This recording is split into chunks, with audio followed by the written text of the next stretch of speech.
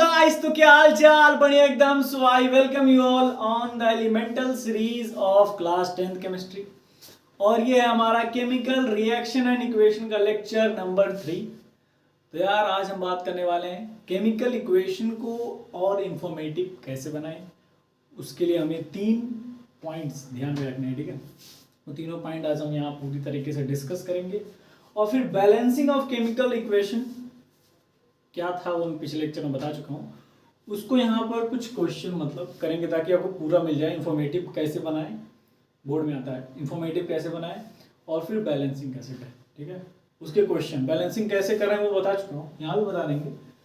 तो यार कॉपी और पेन निकालें, नोट्स बनाने स्टार्ट करें, क्योंकि बेस्ट मेमोराइजिंग पावर लिखने से आती है, ठीक है। तो क्या करना है, टू मेक मोर इंफॉर्मेटिव,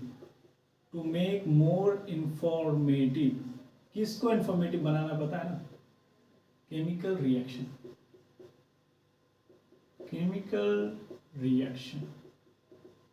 या फिर केमिकल इक्वेशन।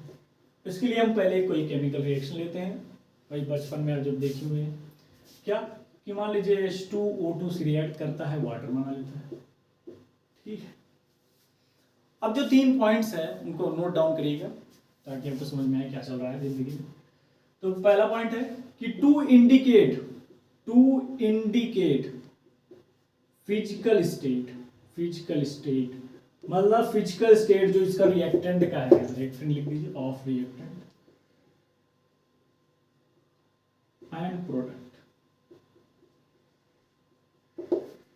मतलब किसी केमिकल रिएक्शन को अगर किसी केमिकल इक्वेशन को अगर हम लिखते हैं तो उसमें रिएक्टेंट का हमें फिजिकल स्टेट अगर शो कर देता हूं तो वो मोर इंफॉर्मेटिव बन जाएगा। जैसे देखिए हाइड्रोजन क्या होता है, गैसियस फॉर्म में ऐसे जी लिख दीजिए, ये भी जी बना क्या, लिक्विड, इसको बोलते हैं एक्वस, ऐसे भी लिख सकते हैं। और या फिर आप एल लिख दीजिए आपके हिसाब से, मतलब ये और ये और ये, ठीक है। पहला first point two indicate physical state of reactant या फिर प्रोडक्ट, मतलब दोनों का अगर शो कर देते हैं तो इंफॉर्मेटिव बन जाता है, ठीक है। और दूसरा पॉइंट है टू इंडिकेट हीट चेंजेस, ठीक है। अब हीट चेंजेस यानी हीट इन्वॉल्व होता है ना। मैंने बताया था कि चेंज इन टेम्परेचर एक क्या है, कैरेक्टरिस्टिक है केमिकल रिएक्शन का, याद है ना। केमिकल रिएक्शन जब कैरेक्टरिस्टिक ऑफ केमिकल रिएक्शन हम पढ़ रहे थे पिछले लेक्चर में, तो मैंने बताया था कि जो चेंज इन टेम्परेचर है वो भी एक कैरेक्टरिस्टिक है, मतलब वो बताता है कि केमिकल रिएक्शन हुआ है, ठीक है। हमने उसमें एग्जांपल बात किया था क्या, क्विक लाइन जब वाटर से रिएक्ट करता है तो स्लैग लाइन बनाता है। क्विक लाइन यानी कैल्शियम ऑक्साइड जब वाटर से रिएक्ट करता है तो क्या बनाता है, कैल्शियम हाइड्रोक्साइड, प्लस हीट है ना, उसके साथ हीट भी निकलती है। तो वहां पर वो क्या है, चेंज इन टेम्परेचर का एग्जांपल था। वो एक कैसा केमिकल रिएक्शन जिसमें जो कि फीचर्ड है किसके द्वारा, चेंज इन टेम्परेचर के द्वारा, ठीक है। तो वहां पर हमारी हीट रिलीज हुई है। अब वो भी एक इंडिकेट करती है केमिकल रिएक्शन को इंफॉर्मेटिव बनाने के लिए, मतलब हम इंडिकेट कर देते हैं कि हीट निकला हुआ है या हीट इन्वॉल्व हुई है ना। मतलब किसी केमिकल रिएक्शन में हमें हीट लगता है, मतलब केमिकल रिएक्शन अगर हमको कराना है तो उसमें हीट हमें इन्वॉल्व करना पड़ता है या फिर हीट देनी पड़ती है। और दूसरा का जो मैंने एग्जांपल दिया कि हीट रिलीज होती है, ठीक है। तो ये जो हीट चेंजेस के ना, इसके अकॉर्डिंग केमिकल रिएक्शन 2 प्रकार के डिवाइड किए गए हैं अकॉर्डिंग टू हीट, मतलब हीट के हिसाब से अगर हीट चेंजेस आ रहे हैं, हीट चेंजेस, तो हमारे पास 2 टाइप के केमिकल रिएक्शन इंट्रोड्यूस हुए। क्या क्या है, हाँ वही एंडोथर्मिक एंड एक्सोथर्मिक,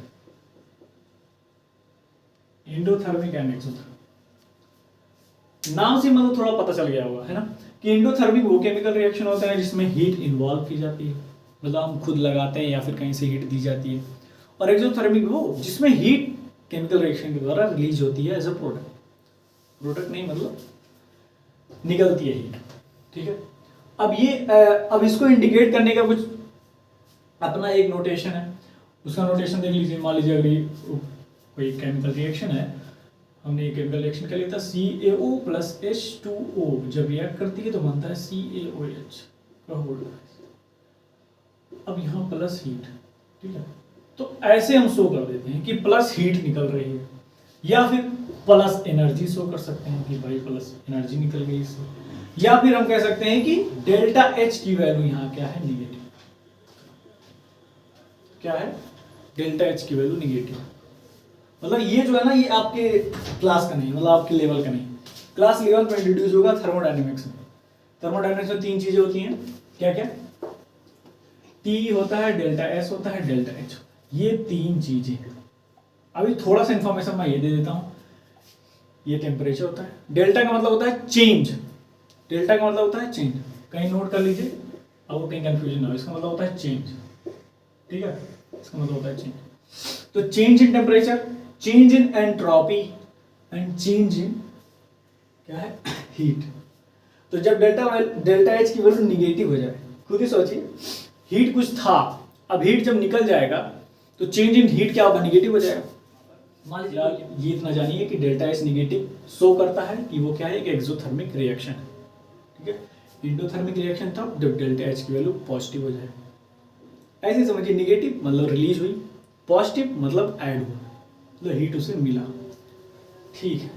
तो केमिकल रिएक्शन के जो सेकंड पॉइंट को इंफॉर्मेटिव बनाने के लिए हमने क्या देखा कि हीट चेंजेस जब होती हैं तो अगर हम वो शो कर देते हैं तो वो भी बताता है कि हाँ केमिकल रिएक्शन थोड़ा मोर इंफॉर्मेटिव हो चुकी है, हीट निकलती है तब। और उससे हमने देखा कि केमिकल रिएक्शन 2 प्रकार के होते हैं, इंडोथर्मिक, एक्सोथर्मिक। इंडोथर्मिक वो केमिकल रिएक्शन जिसमें हीट हम खुद देते हैं, एक्सोथर्मिक वो केमिकल रिएक्शन जिसमें हीट रिलीज होती है, जैसे क्विकलाइम वाला एग्जांपल, ठीक। क्विकलाइम मतलब समझ रहे हैं ना, चूना में जब पानी मिलाते हैं तो हीट रिलीज होती है, ठीक है। तो अगले पॉइंट पे चलते हैं। अगला पॉइंट क्या है, to indicate condition, to indicate condition, to indicate condition. Condition मतलब समझ नहीं आ रहा होगा आपको। कंडीशन मतलब, कंडीशन भी एक वो है कि पार्टिकुलर टेम्परेचर पे वो केमिकल रिएक्शन हो रही है। मतलब बहुत से केमिकल रिएक्शन होते हैं जो रूम टेम्परेचर पर नहीं होते हैं, उनके लिए प्रॉपर कंडीशन हमें चाहिए होता है। मतलब अगर मान लीजिए मैं A प्लस बी बना रहा है क्या, 2C, A plus B 2C बना रहा है। अब ये केमिकल रिएक्शन होता तभी है जब कहते हैं कि 300 atm का प्रेशर हो और 100 डिग्री सेल्सियस क्या हो टेम्परेचर, सॉरी 373 केल्विन टेम्परेचर, यहां टेम्परेचर केल्विन में होगा, ठीक है। तो क्या है, एक कंडीशन है कि भैया जब हम कितना 300 atm का प्रेशर रखेंगे और 373 केल्विन का टेम्परेचर रखेंगे तब ये केमिकल रिएक्शन होगी। तो क्या है, एक कंडीशन है कि भैया एक शर्त है, कह लीजिए कि अगर ऐसा है तो ऐसा होगा। तो ये भी शो करने की, मतलब अब ये केमिकल रिएक्शन है, अब ऐसा जानिए पूरा इसी में बता देता हूं कि ये है जो हमारा ये गैस है, ये सॉलिड है और मिलके क्या बना, एक सॉलिड। और मान लीजिए यहाँ पर हीट निकली है, ऐसे हीट लिख दीजिए। अब इस केमिकल रिएक्शन में आपको तीनों पॉइंट्स, वो तीनों पॉइंट्स, ये तीसरा है, दूसरा वहां, पहला दूसरा यहाँ लिख सकता हूं, टू इंडिकेट फिजिकल स्टेट और टू इंडिकेट हीट चेंजेस। ये 3 पॉइंट्स जो आज हमने डिस्कस किए। क्या, फिजिकल स्टेट में चेंज होता है केमिकल रिएक्शन, मतलब अगर कोई केमिकल रिएक्शन हो रहा है तो पूरे केमिकल रिएक्शन, मतलब एकदम सही केमिकल रिएक्शन तभी वो मानेंगे आप जब आप उसमें फिजिकल स्टेट इंडिकेट कर देंगे, उसमें हीट चेंजेस इंडिकेट कर देंगे और उसमें कंडीशन इंडिकेट कर देंगे कि किस पार्टिकुलर कंडीशन पे वो केमिकल रिएक्शन हुई। ठीक है, बहुत ज्यादा थियोरेटिकल आज का लेक्चर है, बट समझने की कोशिश कीजिए कि जब A प्लस बी हुआ 2C बना, उसकी हीट रिलीज हुई तो हमने उसके फिजिकल स्टेट शो कर दिए, उस पर कंडीशन शो कर दी और हीट रिलीज मतलब हीट चेंजेस बता दिए कि हीट चेंज हो रही है। समझ में आया? पूरा तीनों जो पॉइंट है वो दिमाग में रखिए आप। और एक इंफॉर्मेटिव बात टनटना, वो क्या है कि जितने भी डीकंपोजिशन रिएक्शन होते हैं, ऑल डीकंपोजिशन रिएक्शन, मतलब जब कोई डीकंपोजिशन होता है, समझ रहे हैं ना, कोई चीज टूटता है, डीकंपोजिशन रिएक्शन, तो जितने भी डीकंपोजिशन रिएक्शन होते हैं वो इंडोथर्मिक होते हैं। क्या होते हैं? इंडोथर्मिक। बस इंफॉर्मेटिव बात, मतलब ऐसे पॉइंट लगा के स्टार लगा के अपनी डायरी में लिख लीजिए, छाप लीजिए, जो भी करना है कि जो डिकम्पोजिशन रिएक्शन होता है वो एंडोथर्मिक रिएक्शन होता है। मतलब अगर हमें किसी चीज़ को डिकम्पोज करना है तो हमें हीट देनी पड़ेगी। क्या करना है? डिकम्पोज करना है तो हीट देनी पड़ेगी। ठीक है, तो मतलब हम लोग का थ्योरी आज का हो गया है। अब हम करने वाले हैं क्वेश्चन। तो कॉपी ओपन निकाल लें, सॉल्व करना स्टार्ट करें, क्योंकि लगाएंगे तभी आएगा। हाँ, तो पहला क्वेश्चन किस पे? बैलेंसिंग केमिकल इक्वेशन पे, और पूरी तरीके से उसको इंफॉर्मेटिव बनाने। कॉपी पेन हो कि निकाल के बैठे हैं। तो पहला क्वेश्चन क्या है? Right a balance chemical equation हो तो रहेगा, right a balance chemical equation, balance chemical equation क्या है? उसने बस इतना लिखा है कि hydrogen gas combines with chlorine to give hydrochloric acid. हमें क्या लिखना है? क्या लिखना है? इसका लिखना है बैलेंस्ड केमिकल रिएक्शन हमें लिखना है। बैलेंस्ड कैसे लिखेंगे? तो देखिए, मतलब एक केमिकल इक्वेशन, एक केमिकल रिएक्शन लिखने के लिए सबसे पहले हमें सबका सिंबल, उसका नोटेशन पता होना चाहिए। ठीक है, दूसरा कि उसकी वैलेंसी क्या है। वैलेंसी मतलब समझते हैं, मतलब उसके आउटर मोस्ट सेल में कितने इलेक्ट्रॉन आते हैं, क्योंकि उन्हीं से कंपाउंड बनता है। ठीक है, उन्हीं के एक्सचेंज से ही कंपाउंड फॉर्म होता है। ठीक है, फिलहाल पता है थोड़ा सा। अब हाइड्रोजन गैस तो जानते हैं H2 डिनोट किया जाता है, और हमारा क्लोरीन Cl2, क्योंकि गैस है तो वो मॉलिक्यूल फॉर्म में एग्जिस्ट करेगा ही करेगा, और बनता क्या है? HCl। अब खुद ही बोलिए, क्या ये बैलेंस है? क्या बैलेंस केमिकल रिएक्शन में क्या कहा था? क्या ये बैलेंस्ड है? क्या केमिकल रिएक्शन बैलेंस तभी होगा जब जो LHS में है और जो RHS में है दोनों ही एटम सेम नंबर पे है। ठीक है, hydrogen chlorine, hydrogen chlorine, chemical reaction क्या होता है? बस इंटरचेंज होता है, तो इंटरचेंज हुआ है, ठीक है, केमिकल रिएक्शन बन गई। ठीक है, अब क्या ये बैलेंस्ड है? उसको देखने के लिए क्या LHS में देखेंगे, हाइड्रोजन है, हाइड्रोजन 2 है यहाँ पर, यहाँ कितना है? 1, यानी अनबैलेंस। ऐसे एक चीज से पता चल गया कि अनबैलेंस। ठीक है, अब बैलेंस कैसे करना है? तो देखिए, अगर मैं यहाँ पर 2 लगा दूं, कितना 2 लिख दूं, तो क्या ये बैलेंस हो जाएगा? देखिए, यहाँ लिखने का मतलब क्या था? अगर यहाँ लिखते हैं तो पूरे में मल्टीप्लाई होता है, यानी कि 2H 2Cl2, मतलब 2H 2Cl, है ना। यहाँ लिखेंगे तो होल में मल्टीप्लाई होगा, यहाँ लिखेंगे तो सिर्फ उसी के, जैसे यहाँ लिखिए 2 तो इसी में सिर्फ मल्टीप्लाई होगा। ठीक है, तो 2H यहाँ पर है, यहाँ पर 2H है, 2Cl यहाँ पर है, 2 Cl यहाँ पर है। क्या हो गया? बैलेंस्ड। इंफॉर्मेटिव बना दें।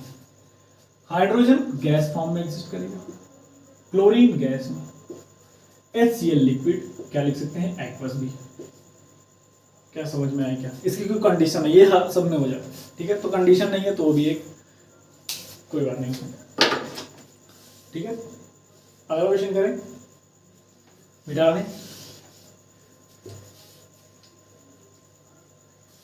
अगला क्वेश्चन यही है कि right a balance chemical equation, बस थोड़ा सा चेंज है। वो क्या है?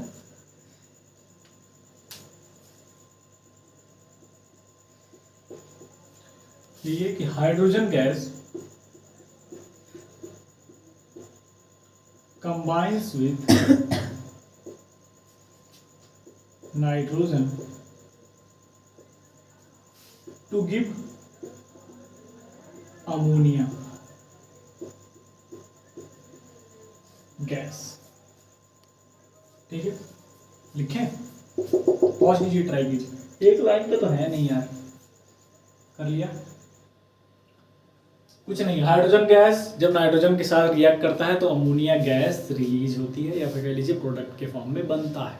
सिंपल सी बात है, वही फार्मूला। हाइड्रोजन एक गैस है, मॉलिक्यूल के फॉर्म में एग्जिस्ट करेगा, क्या लिखेंगे? H2। रिएक्ट किससे करेगा? नाइट्रोजन से। कर लिया भैया, बनाया क्या? एक अमोनिया गैस।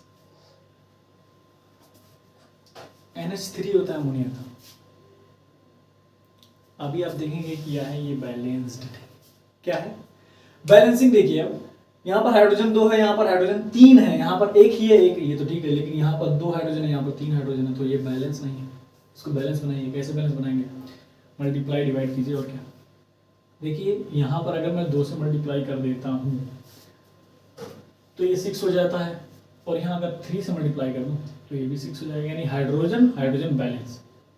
ठीक है, हम नाइट्रोजन की बात करें तो नाइट्रोजन यहाँ पर 2 है और यहाँ पर 1 है, तो बस यहाँ 1 और 2 लगा दीजिए, बैलेंस। ठीक है, बैलेंस हो गया है। ध्यान से देखिए, हाइड्रोजन यहाँ कितना 6, यहाँ पर हाइड्रोजन कितना 6, यहाँ पर नाइट्रोजन कितना 2, यहाँ पर नाइट्रोजन कितना, बैलेंस। नेम कर दीजिए कि ये गैस है और ये सॉलिड होता है और ये गैस होता है। ठीक है, मोर इंफॉर्मेटिव। तो मतलब मैंने थोड़ा बहुत क्वेश्चन भी करा दिया, थोड़ा क्या 2 ही कराए हूँ, बाकी इसको आप बुक में बहुत ज़्यादा क्वेश्चन मिल जाएगा। पहले हमेशा की तरह पहले एग्जाम्पल लगाइएगा, आप एक्सरसाइज में जाइएगा ना एनसीईआरटी का, तब लगाइएगा। ठीक है, पहले एग्जाम्पल पूरा लगा लीजिएगा। एग्जाम्पल में क्या, right a balance chemical equation में, उसको मोर इन्फॉर्मेटिव बनाने के लिए उसका कंडीशन भी, मतलब कोशिश ये कीजिए ज़्यादातर केमिकल रिएक्शन आपको याद हो जाए। फिर नहीं याद है तो आपको एलिमेंट्स की क्या नोटेशन, मतलब सिंबल याद होने चाहिए। ठीक है, तो बाकी आप लोग अच्छे हैं और भी अच्छे बनने की ज़रूरत है। आपका दिन मंगलमय।